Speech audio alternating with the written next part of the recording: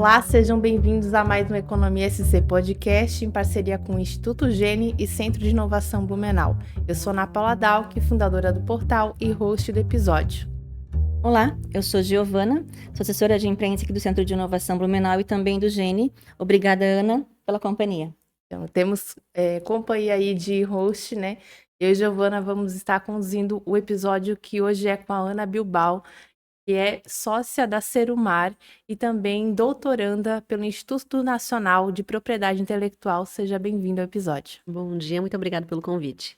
Para a gente começar, Ana, eu queria que tu contasse um pouco aí da tua trajetória. Fez empreender, eu sei que já faz bastante tempo, né? O CLT quase nem passou pela sua jornada. Então conta aí pra gente como é que foi essa tua história. Acho que sempre foi endógeno, né, na minha família empreender, né? Meu pai sempre foi muito empreendedor, meu irmão é empreendedor. Acho que foi natural, né? O meu período CLT, meu primeiro aninho ali, 16 aos 17 anos, que foi só para acordar para a vida, né? Acho que todo mundo tinha que ser CLT uma vez na vida. Mas acabou naturalmente né, que eu fui indo para a vida de empreender. Trabalhei com meu pai por um tempo, né, depois que eu saí desse período CLT, fui secretária da Catedral São Paulo Apóstolo, o que né, surpreendente, as pessoas acham que eu, sei lá, entregava hóstia, assim, né? E não, é secretaria mesmo, documentação antiga, para dupla cidadania, então lidava com pessoas. O que eu aprendi nesse momento foi lidar com pessoas em momentos distintos da sua vida, né? Casamento, falecimento, né? Então, foi muito impactante para uma menina de 16 anos que morou 12 anos da vida em cidade do interior, né? Mas, logo depois, acabei indo trabalhar com consultoria, e também é uma outra pegada, né? Trabalha um pouco com tudo também. Até depois abrir o meu primeiro negócio mesmo, já com 19 anos. Foi natural, aconteceu, nunca pensei de outra forma. De fato, muito cedo, né? O que te fez escolher pelo empreendedorismo? Não foi uma escolha, engraçado, né? Foi. Nunca parei pra pensar assim, acho que gostaria de ser. Foi automático, né? Claro que essa primeira experiência com o meu pai foi muito assim, negócio de família, né? Mas depois, a RAI, que foi de fato o meu primeiro negócio, eu tava fora do Brasil, eu tava fazendo intercâmbio, e eu não sabia muito para que lado eu ia, assim, né? Eu estava na metade da faculdade de Direito, mas não gostava de Direito, né? Eu estava trabalhando com o pai, mas trabalha com o pai, né? Uhum. A gente não tá plenamente satisfeito ali, né? Eu não era nada para ser consultora, né? Acho que era um caminho muito longo. E aí eu tava no intercâmbio, um dia liguei para casa e meu irmão veio com essa, assim, tô com uma ideia aqui, quando tu voltar a gente vamos conversar. E não me falou o que que era, e aí quando eu voltei, eles falaram, a gente tem ideia de abrir esse negócio, mas a gente precisa de alguém para tocar o negócio, né? O meu irmão era técnico na época, e eu fazia o burocrático, né? E no fim era a mulher do cafezinho, a menina da faxina, o financeiro, o comercial, né? De tudo, que foi o primeiro negócio que eu abri com 19. Então foi realmente meio automático, assim, né? E uma experiência gigantesca. E aí já era Serumar, já era Não. Isso foi sementinha. a RAI Soluções, que era um centro de serviço autorizado da Apple. Ele foi meu por 12 anos, meu irmão acabou ficando 1 ano e meio no negócio, depois ele saiu, foi trabalhar com programação.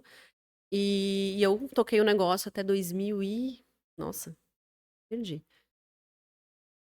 2021, se eu não me engano.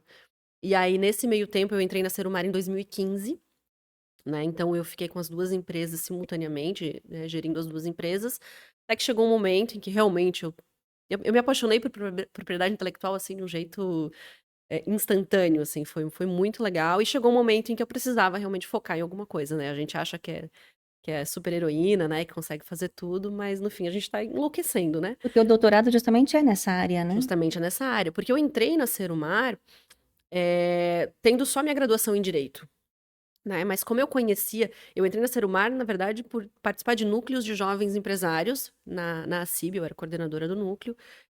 Acabei entrando para o Conselho Estadual de Jovens Empresários, então eu viajava o estado inteiro para essas reuniões que a gente tinha. Acabei ficando muito amiga no pessoal de Rio do Sul, aí tinha um cara mais maluco que eu lá, que é o Thiago Pizeta, que hoje é meu sócio, né? Um dos meus sócios. E a gente conversando sobre isso, sobre, né, regionalização, sobre como é que a Serumar trabalhava e tal. E um dia bateu e falou: eu sou formada em Direito, nunca trabalhei na área, entendo um pouco de tecnologia, inovação, né? Gosto dessa área, vamos ver se dá certo. E aí eu virei sócia da Serumar meio que assim. E aí eu vi esse mestrado, na época presencial, lá no INPI, e eu apliquei para o mestrado para não passar. Óbvio, eu tinha uma filha de 1 ano e 10 meses. Eu tinha uma empresa, já ou 2 empresas para tocar. Né, como é que eu vou entrar num mestrado? Mas pensei, vou me testar para ver como é que eu fico, né? Vai que dá. E eu passei super bem. Assim, Olha, a questão foi essa, assim, na prova escrita eu fiquei em primeiro lugar. Aí eu olhei assim, eu falei, tá, eu acho que estamos bem, né? Eu só quero ver a posição da lista ali Aí na no final, aí classificação. teve prova de inglês, teve entrevista, teve projeto e tal. No final eu passei em sexto lugar. Eu falei, olha, acho que não tô tão mal assim. era um sinal. Aí veio a resposta, assim, isso era, sei lá, janeiro e a aula começava em fevereiro, assim, 2 semanas antes de começar as aulas é que veio. E aí eu paro e penso, tá, e agora o que que eu faço, né? Aí eu falei com a família primeiro, tá, família? Se eu fizer, né? Tem suporte? Não, tem suporte, vai. Aí fui falar com os sócios, falei, tá, e aí? Se eu fizer, vocês me suportam? Porque daí tinha questão de custos de deslocamento e tal, algumas coisas que ficava pesado. O mestrado era de graça, mas tinha todo o deslocamento, Em hospedagem e outros tal. custos. A gente suporta. Eu falei, então vai. A E gente aí eu tá fui. falando do Rio de Janeiro, que tu No Rio de Janeiro. Eu acabou fui e não voltei pro comentando, Rio de mas Janeiro toda semana por 5 meses. Não indico. Não indico, não. Mas foi uma boa escola, é um Foi um aprendizado. aprendizado gigantesco. E isso gerindo 2 empresas e com a filha de 1 ano e 10 meses, assim. Então, foi um processo, né, muito intenso. e aí tu concluiu o mestrado em que ano? Eu defendi meu mestrado em dia 21 de janeiro de 2020. Assim, Pouquinho antes da começando a pandemia. pandemia Exato. no A gente não Brasil. estava falando muito de pandemia, tanto que foi presencial, fui ao Rio de Janeiro, tudo presencial. Tive 1 mês para entregar as correções. Aí fiz uma viagem de comemoração, né? Então eu estava fora, quando estourou a pandemia, eu estava no estouro da pandemia em Nova E York. foi em março, né? E foi em março, quase não voltei para o Brasil, foi bem desesperador, assim, mas é aqueles perrengues chique, né? É.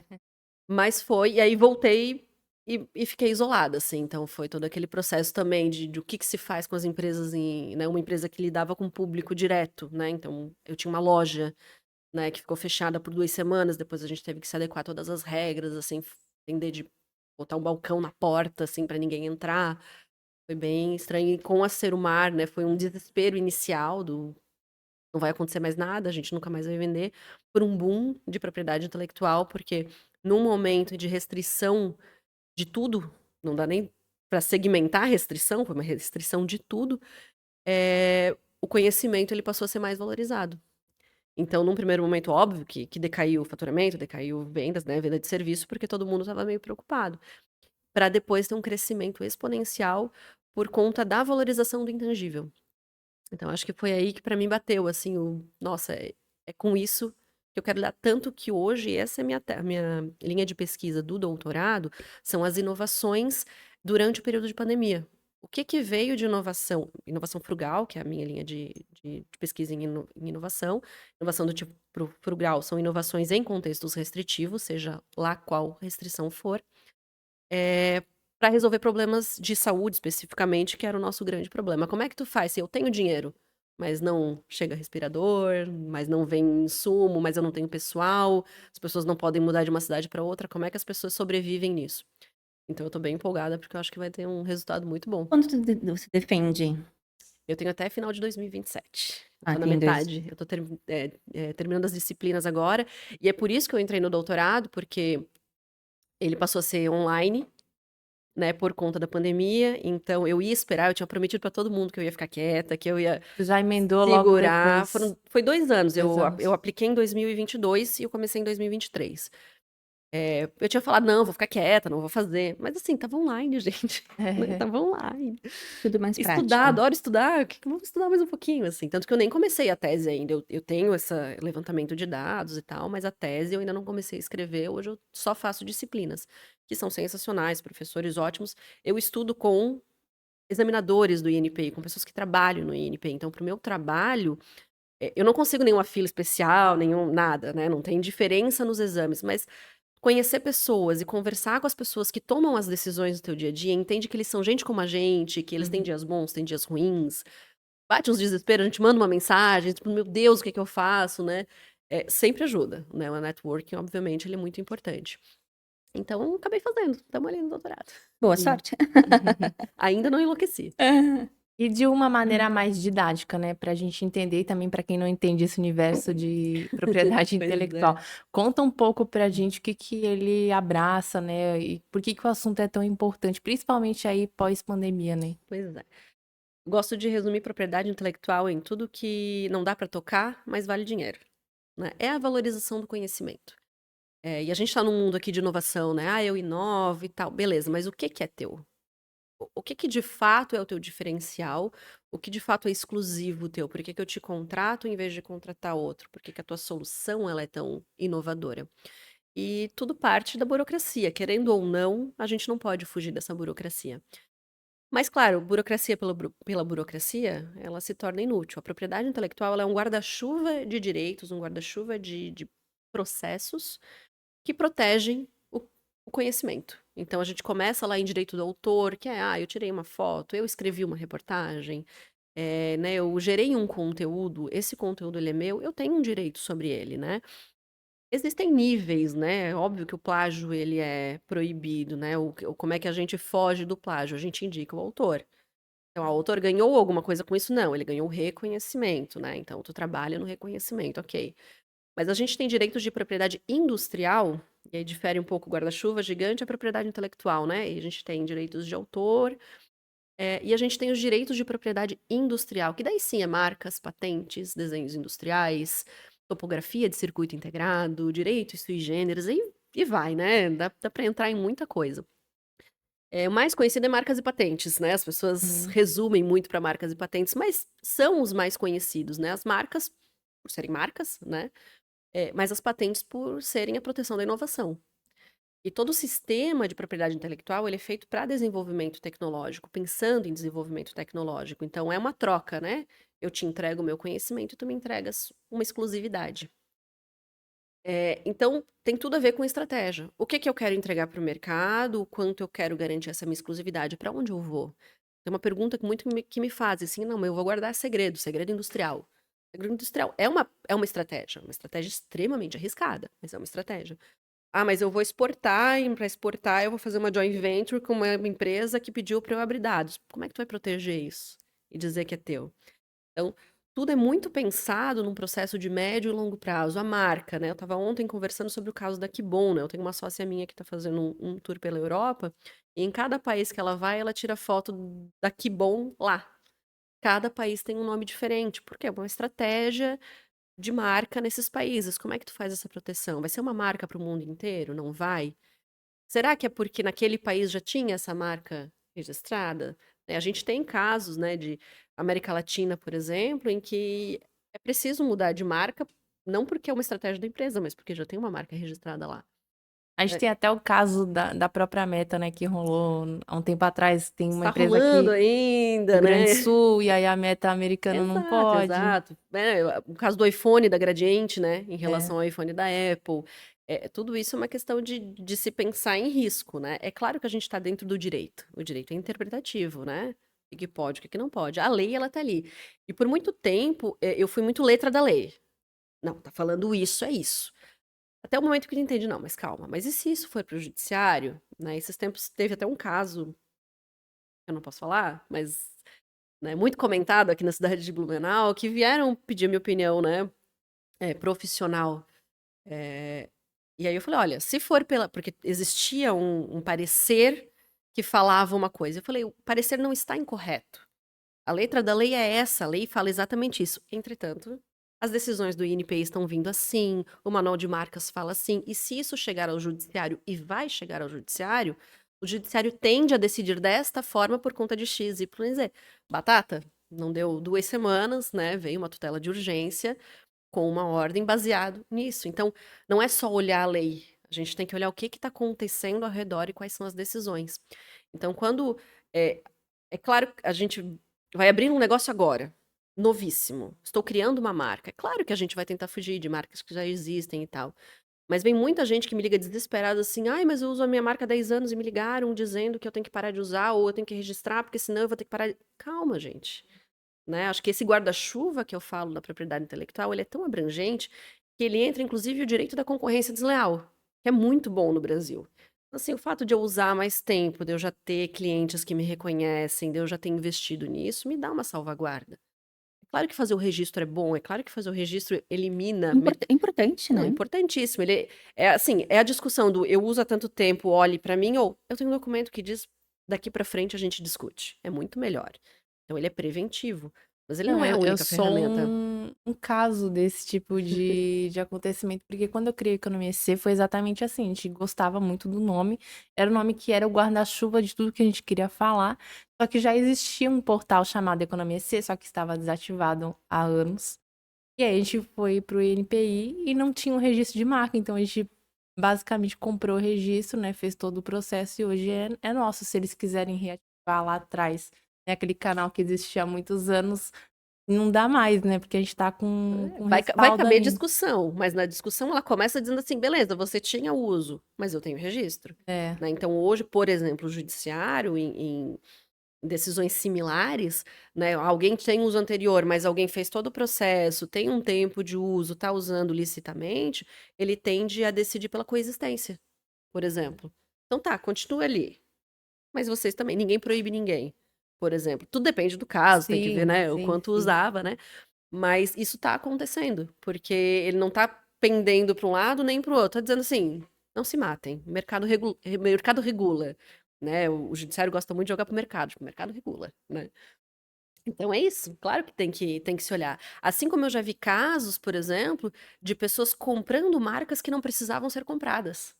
Porque tinha um registro uma vez lá que a pessoa não usava, e um dos requisitos da marca é ser usada. Diferente da patente, eu preciso usar a marca. Após 5 anos da concessão do registro, a regra é que eu tenho que usar a marca licitamente como ela foi registrada. E aí volta para as formas de apresentação da marca. Como é que está registrada a tua marca? É a tua logo? É só o teu nome? É um símbolo? Eu posso registrar várias coisas. Quando eu peço um registro de marca, eu peço uma exclusividade de algo para alguma coisa. Né? Então, é um símbolo, é uma palavra. E eu posso ter vários processos, não preciso escolher um, né? Coca-Cola, essas empresas têm 100, 200, 300 processos de registro de marca, por exemplo. Então, como é que eu registrei? Eu registrei a logo, então beleza, eu tenho que usar essa logo pelo menos após 5 anos. Quantos anos em quantos anos as empresas trocam de logo hoje? 2, 3. Já estão agoniados. O processo de registro de marca demora em torno de 2 anos. Assim, ó, incontáveis casos que eu fui entregar o certificado, feliz da vida, né? E Anunciava aí de tu chega lá para rebranding. entregar, tu vê a logo diferente. Ai. Batata, assim, esquecendo só de avisar a empresa do registro de marca. Isso é bom pra quem é advogado, trabalha com esse tipo de coisa também, porque daí a gente vai fazendo sempre novo registro, a gente Exato, são recebe. escritórios e escritórios. Tem muitos escritórios que trabalham com isso, assim, eles nem falam para o cliente que tem opção de forma de apresentação. É registrar logo e pronto. Logo colorida ainda, que não é obrigatório. Eu posso fazer preto e branco, que não é preto e branco, são em escala de cinza. Mas faz isso porque daí vai registrando. A gente é mais chato. Nosso escritório, ele valoriza muito o antes, o estratégico, o parecer. Então eu não, por exemplo, hoje eu não vendo registro de marca, eu vendo parecer. Então, parecer é, eu vou pegar o teu símbolo, o sinal distintivo visualmente perceptível, que é registrar, é assim que a lei fala, e eu vou estudar ele. Eu vou dizer, olha, tu pode registrar nessa classe, nessa forma de apresentação. Aqui a gente pode especificar assim, aqui a gente pode especificar assado. Tu tens esses caminhos, o que que a gente vai fazer? Ah, então vamos fazer 3 processos de registro, 2 processos de registro. Ou vamos criar, ah, só tenho budget para um. Vamos fazer uma linha do tempo. É isso que eu gosto de fazer, é isso que o nosso escritório foca, em estratégia, pensando nisso. Porque muita gente vem assim, acabei de criar logo, tu criou a logo aonde? No Canva. Então, né, vamos pensar em registrar então o nome nativo, só o nome? Porque daí é mais difícil, mas ó, conseguindo, tu vai ter isso, tu pode mudar logo e tal. Ou não, acabei de mudar logo, eu quero, é diferente e tal. Tem uma tipagem de letra que foi criada para mim. Beleza, então vamos trabalhar com desenho industrial. Desenho industrial hoje eu registro letra, né? E vira tua. É um ativo intangível também. Eu não quero que ninguém copie, ou eu quero licenciar para alguém. Quer usar minha letra? Me paga. Dá para fazer. Estratégia, né? A gente não falar isso para o cliente é gerar essa. Sim. E aí o que eu mais escuto é assim, ai, mas eu sempre pago, pago, pago, pago, pago. Calma. Às vezes paga um pouquinho mais no começo, estuda, faz direitinho, decide e tenha consciência dos riscos. Porque também tem aquele que eu chego e falo, não dá, ó, o teu risco é gigante, não vai dar para registrar. Ah, mas eu quero. Então tá, então vamos mitigar o risco, fazer assim, assim, assim, assim, né? Aí vai. E às vezes dá certo, às E as vezes não dá. empresas de fato estão preocupadas com esse assunto? Ou você acha que de modo geral ainda não? E casos que eu pego aqui, né? E como a nossa empresa ela tem uma abrangência muito grande, pelo estado, e agora que a gente está com unidades fora do estado também, são percepções diferentes, depende do tipo de cliente. Hoje, aqui para o Vale do Itajaí, eu atendo o Vale do Itajaí e atendo os clientes de fora do Brasil também. Então, no Vale do Itajaí, as pessoas tendem a se preocupar com marcas quando acontece algum problema ou quando sofrem alguma ameaça.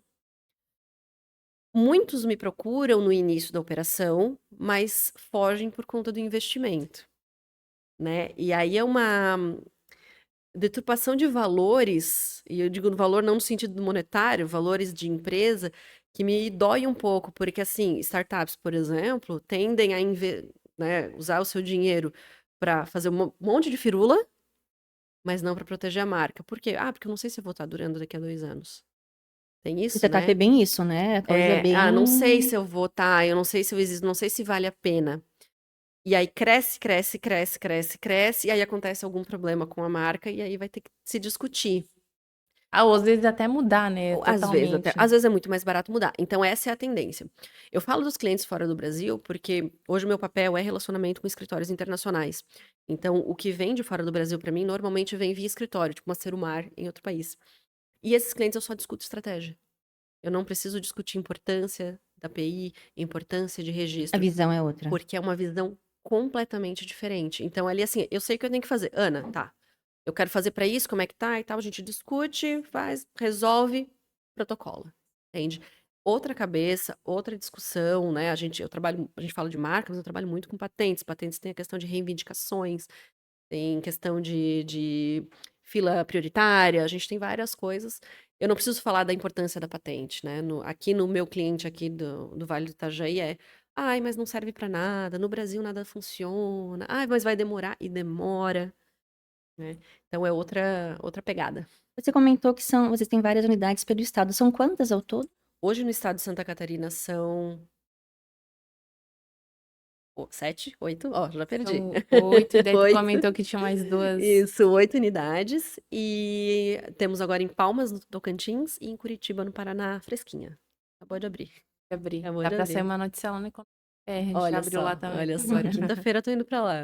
E aí vocês já tinham, então, um escritório aqui em Blumenau e vieram para o Centro de Inovação também recentemente, né? O que Exatamente. trouxe vocês para o CIB? A gente já tinha vindo pro CIB uma vez, né? No espaço compartilhado. No espaço compartilhado, Não né? existe mais esse espaço. No mesmo andar que a gente No tá mesmo hoje, andar, inclusive. exato. E aí ficamos na fila por uma sala, né, aqui para liberar. A gente sabe o quanto é um pouco difícil conseguir, né? Disputado, É bem né? disputado. Ainda estamos com fila de espera. Sempre tem fila de Exatamente. A gente espera. ficou cerca de um ano e meio na fila de espera. E viemos pelo networking, né? Eu acho que por mais que hoje, né, os residentes, as empresas que estão aqui, né, elas têm uma outra pegada, né? Muita startup, muita empresa, que hoje não é o nosso cliente foco, a gente tem uma movimentação muito grande. Então, todos os dias tem visita, todos os dias tem eventos, né? Então, para a gente é muito importante. Então, se recebem comitivas, né? Eu consigo receber também. Então, essa movimentação ela é muito importante. Tem o café ali embaixo, que é sensacional, dá para fazer reunião com o cliente, né? A gente está reformando a nossa sala agora, tá ficando mais bonitinha, né? Estamos com móveis novos, tudo, né? Então é isso, assim, acho que esse ar que se respira, e isso é uma pegada na nossa empresa, né? Hoje, então, por exemplo, no nosso escritório de Joinville fica dentro do Perini, lá no Agora Tech Park. A gente acabou de se mudar para o prédio novo lá, para o Agora Uni, se eu não me engano é Uni, né? O novo. Uhum, isso. Isso. A gente tá com um espaço lá de 130 metros quadrados, todo o nosso time de patentes fica lá, né? Em Lages a gente ficou um tempo no Orion, hoje a gente está na Associação Empresarial, mas a gente tem uma pegada nos centros de inovação, né? Em Tubarão, a gente está trabalhando um pouco no centro de inovação. Está perto do ecossistema Está de perto, fato. tem que estar, tem que estar. A gente trabalha com inovação, né? Então tem que estar perto do ecossistema. Já caminhando aqui para o final, teve uma matéria no Economia C, início do ano, que você comentou que o principal projeto desse ano era desenvolver o Instituto Print, com o objetivo de fomentar conhecimento de propriedade intelectual na sociedade. E aí tu até comentou agora há pouco, né, que o Vale ainda precisa desenvolver essa maturidade da importância, né, de ter aí, enfim, registros e patentes. Em que pé está esse projeto e como é que ele vai funcionar? Ele está na parte burocrática, né, porque Uhum. abrir um instituto, né, é muito documento, muita coisa, mas vai facilitar muito um trabalho que a gente já faz hoje. Hoje a gente entende que a gente precisa fomentar esse mercado, a gente precisa falar disso. E a gente precisa falar em escolas, a gente precisa falar em associações empresariais, e a gente faz muito isso por conta da empresa, né. Então o instituto ele vai facilitar, porque a gente consegue fazer isso em conjunto. A gente consegue abrir, a gente consegue, inclusive, financiamento, né, porque é uma entrega para a sociedade. É claro que respinga na empresa, né, e não somos aqui hipócritas, né, é óbvio que a gente quer fomentar mercado, mas falar de PIE é algo muito gostoso, né, eu particularmente gosto muito. Então, o instituto ele vai facilitar muito trazer pessoas de fora, né, ou continuar os trabalhos que a gente faz. E agora, de fato, na fase burocrática, todo o projeto está pronto, de empresas, né, parceiras está pronto, inclusive enviarei a todos vocês, né, depois. Então até o final do ano a gente já deve ter alguma coisa lançada. Legal. E para a gente encerrar, além do que tu já comentou aí, o que que a gente pode esperar da Serumar e da própria Ana aí nos próximos meses de 2025, já que a gente já está com um pezinho aí no próximo ano? Pois é, 2025 teremos muitas novidades no Serumar, muitas, mas eu não posso Adianta pra abrir Não para gente, pode pelo menos, um vocês. pouquinho, dá um spoiler pra gente. Mas o que eu posso adiantar é que muito possivelmente teremos um nome novo para dar a cara a todas as mudanças que a gente está fazendo na empresa. A gente já está num processo há 3 anos, né, de muitas mudanças internas na empresa. E por isso a gente está mais quietinho, né? A gente está nesses últimos 2 anos mais quietinhos. A partir do ano que vem a gente vai dar um pouquinho mais as caras. E a Ana está fomentando muito aqui no Vale do Itajaí, mas sem esquecer que a gente tem esse pé internacional, né? O Blumenau, principalmente a região estado de Santa Catarina, ele é muito avisado pela sua tecnologia e hoje é uma das minhas principais lutas, né? E participo do Núcleo de Relações Internacionais aqui da CIB. Eu faço parte agora do grupo que criou o Conselho Estadual de Núcleos de Comércio Exterior, aqui pela FACISC, o conselho, porque é muito importante a gente falar em conjunto. E uma das coisas que eu bati o pé, inclusive nessa reunião do conselho, e a gente vai ter um grupo de trabalho disso, é que Santa Catarina é conhecido por ser um estado inovador. Eu que faço doutorado lá no Rio de Janeiro, eles nos reconhecem por isso. Só que a gente exporta commodity. Hoje a gente exporta animaizinhos, né? Franguinho e porquinho, soja, madeira. O que a gente está exportando de tecnologia? Né? Como é que está essa nossa balança comercial? Quanto a gente compra de tecnologia, e eu faço contratos de transferência de tecnologia, e normalmente é vindo de fora para cá do que daqui para fora, e a gente precisa virar essa chave. E eu acho que isso, né, eu quero trabalhar, particularmente, eu quero muito trabalhar nisso pro ano que vem. Acho que a gente tem que falar muito disso. Existe uma abertura muito grande das associações de tecnologia, né, como um todo. Então, acho que é isso que vocês podem esperar para o ano que vem. Eu quero agradecer a tua participação aqui no Economia SC Podcast. Obrigada. Eu que agradeço. Obrigada. E assim fechamos mais um episódio do Economia SC Podcast em parceria com o Instituto Gene e Centro de Inovação Blumenau. Se você curtiu esse vídeo, deixe seu like, comente e compartilhe com quem possa interessar. Até a próxima!